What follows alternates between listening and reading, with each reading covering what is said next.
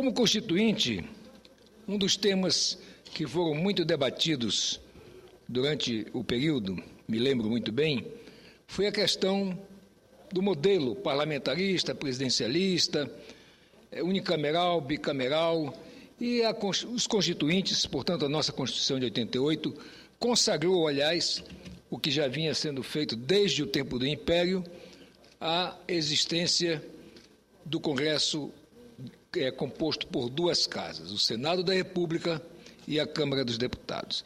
Mas nós temos visto aqui e acolá comentários, notícias, sempre de alguma forma buscando passar para a opinião pública a desnecessidade da existência do Senado Federal. Eu pedi, até para não me envolver emocionalmente na questão, à própria Consultoria Legislativa do Senado, que me fizesse uma nota informativa, e me fizesse um levantamento sobre como é no mundo todo a questão dos regimes de governo e, nesse regime, de acordo com o regime, seja um regime presidencialista, parlamentarista, uma monarquia, como é que é composto o parlamento de cada um dos países. E, como eu disse, de tempos em tempos vem à tona o debate em torno da necessidade ou não de o Poder Legislativo contar com duas casas. Em outras palavras, o que se coloca em jogo é a existência ou a extinção do Senado Federal. Vimos que o presidente Chávez, logo ao assumir a presidência na Venezuela, extinguiu o Senado e ficou somente com a Assembleia Legislativa ou a Câmara dos Deputados. Trata-se, a meu ver, de um debate até certo ponto nocivo ao país, rigorosamente improdutivo e que não leva a nada. Em primeiro lugar, porque a premissa de que fazem uso os defensores do unicameralismo, isto é, a existência de uma só Câmara, no caso dos deputados, no Brasil é equivocada, sem falar que denuncia monumental ignorância histórica. Ela se esquece de que o Brasil é um país continental, em que as partes que compõem o todo se distinguem uma das outras de maneira muito forte. É desse autêntico mosaico, é desse mosaico caleidoscópio que emerge o verdadeiro retrato do Brasil, uma unidade na diversidade. É certamente o conceito que melhor sintetiza o que somos como nação. Por isso mesmo é que afirmo: quem defende a adoção de um legislativo unicameral entre nós simplesmente desconhece a diversidade e a complexidade da sociedade brasileira, mas expressa um tipo de pensamento que se ancora numa concepção restrita e arcaica de democracia, segundo a qual o que importa é submeter-se às demandas de uma maioria resultante do processo de representação política. Nada mais insubsistente nos dias de hoje, tal como a concebemos na atualidade, senhor presidente. A democracia vai muito além do atendimento dos interesses da maioria, ainda que legitimamente constituída. Quanto mais diversificada, quanto mais complexa for a sociedade, como é o nosso caso, maior a necessidade de se contar com um mecanismo de aposição de veto por parte das minorias. É justamente isso o que faz um legislativo bicameral. O moderno conceito de democracia pressupõe, entre muitos outros elementos, a necessidade real de divisão de poderes, que haverão de se controlar reciprocamente.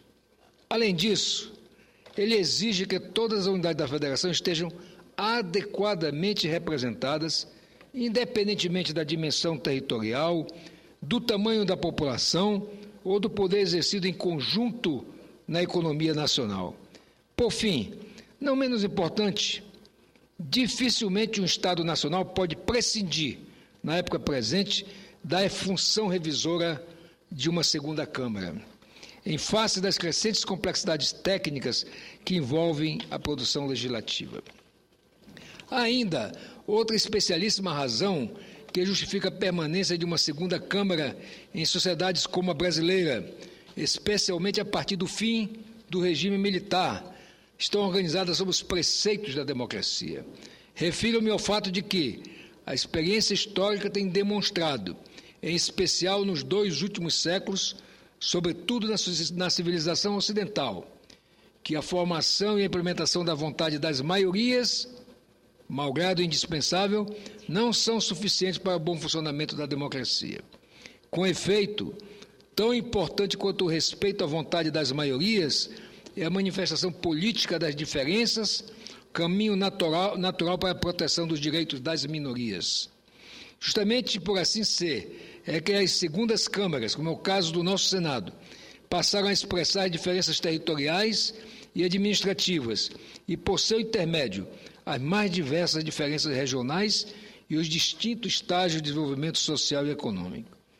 Não por outra razão, senhor presidente, senhoras senadoras e senhores senadores, basta um rápido olhar sobre como estão organizados os sistemas de representação política pelo mundo para se comprovar que o unicameralismo está fortemente vinculado a 3 variáveis, a saber, pequena área territorial, populações homogêneas e democracias menos consolidadas. O Brasil, por evidente, não se enquadra em nenhuma delas. O inverso também se faz verdadeiro. O bicameralismo é bem mais frequente em países detentores de grande território, com populações heterogêneas e portadores de maior tradição democráticas. Entre nós, o bicameralismo se faz presente desde o alvorecer do Estado Nacional, com a independência em 1822. A Constituição Imperial de 1824, embora consagrando o unitarismo, fez questão de estabelecer as 2 casas do Poder Legislativo, certamente por reconhecer nas características do país a imperiosa necessidade de se optar pelo bicameralismo. Foi essa opção da qual o Brasil jamais se afastou. Mesmo com o fim do regime monárquico, a Constituição de 1891, a primeira da longa sequência de cartas republicanas, inspirada no vitorioso modelo norte-americano, instituiu o federalismo e preservou o bicameralismo. Aliás, foi mais além. Facultou as unidades da federação, antigas províncias, hoje transformadas em estados, a criação de senados estaduais, como aliás existe nos Estados Unidos. Uma segunda Câmara, portanto, que coexistia com as Assembleias Legislativas. Mesmo sob regime politicamente autoritários, como instaurado em 1964, o Congresso Nacional preservou suas 2 casas. O Senado Federal hoje, como ontem, ao longo da trajetória republicana, mais que centenária, sempre cumpriu à risca sua missão principal, qual seja a de promover e assegurar a representação isonômica dos Estados brasileiros. Fazendo jus ao nome, ele se constitui na autêntica Casa da Federação. Com múltiplas competências, umas exercidas em comum com a Câmara dos Deputados, outras privativas, o Senado desempenha fundamental importância para o fortalecimento das instituições políticas de nosso país. Ressalto, a propósito, que a ele compete privativamente a aprovação de escolha de autoridades, o processo e o julgamento de altas autoridades, além do controle da dívida pública. O Senado assume essas e outras responsabilidades e o faz sempre, como representante máximo da Federação, tendo por princípio o ideal da isonomia, a começar pelo número de senadores por Estado e pelo Distrito Federal. A Casa vela pela harmonia entre os integrantes desta grande e diversificada pátria chamada Brasil. Nesse sentido, creio que uma simples palavra de nosso idioma confere a exata dimensão do Senado, do seu papel em relação às unidades que compõem o todo.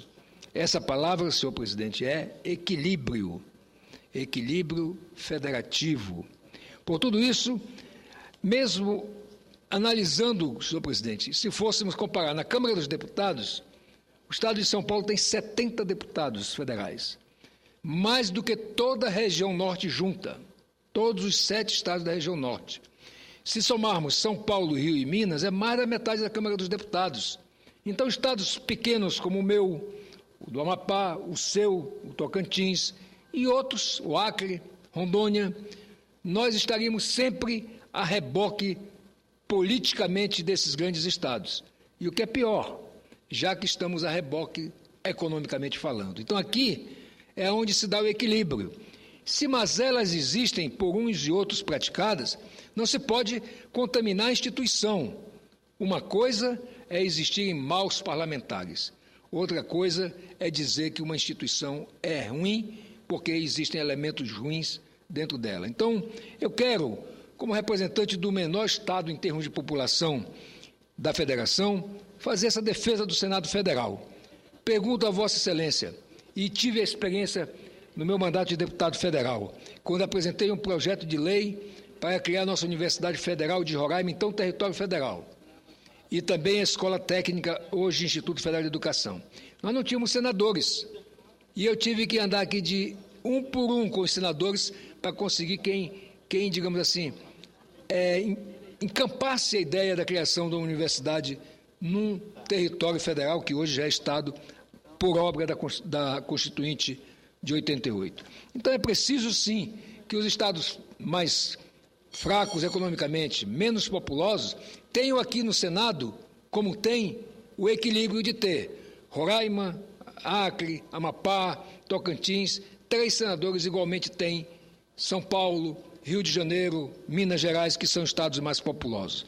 Então eu quero encerrar, senhor presidente, pedindo a Vossa Excelência a transcrição nos anais do Senado da nota informativa produzida pela Consultoria Legislativa, que disseca de maneira muito pedagógica essa questão, bem como do quadro de países que têm o sistema de governo e que adotam o unicameralismo ou bicameralismo, isto é, que tem Senado ou que não tem Senado. Então, considero que esse estudo feito pela Consultoria Legislativa do Senado possa servir, inclusive, de pesquisa para os estudiosos, para aqueles que realmente se preocupam de pensar num país, não por hoje, mas um país que sirva, por exemplo, para todo o século XXI, pelo menos. Muito obrigado e reitero o pedido da transcrição das